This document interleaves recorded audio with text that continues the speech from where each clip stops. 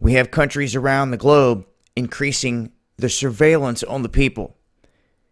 This is what many would refer to as a surveillance state, reminiscent of a police state, where they are watching and tracking everyone. Very similar to the movie Eagle Eye, where they can jump from camera to camera to camera, all across town, all across the country, all across the globe, tracking individuals. And it doesn't just stop at borders. It doesn't stop with governments.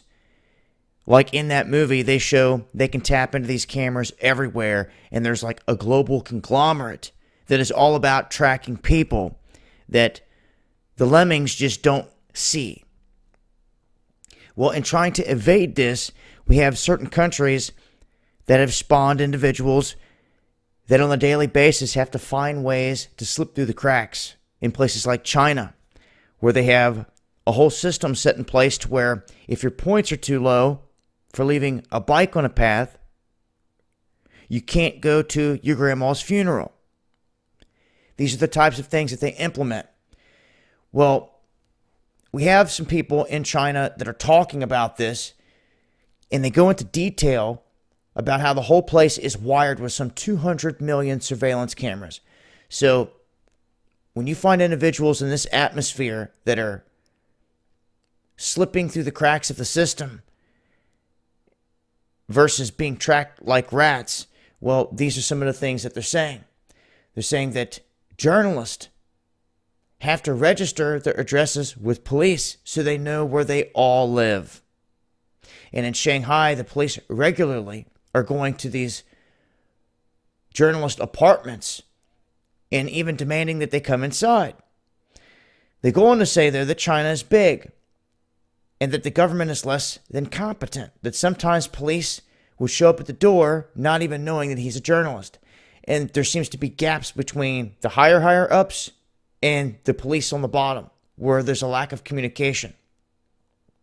Now, this guy seems to go on thinking that iPhone is better than other Androids because Apple tends to be more secure there.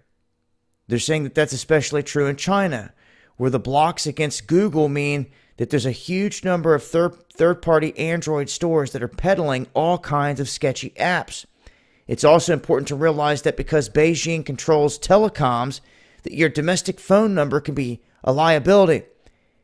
And that all they got to do is come and ask for the information, and every single place has to cough it up. Very similar to what they're doing here in the United States.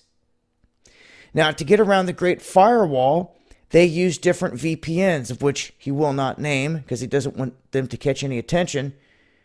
But in other parts of China, the police are demanding to check your phones.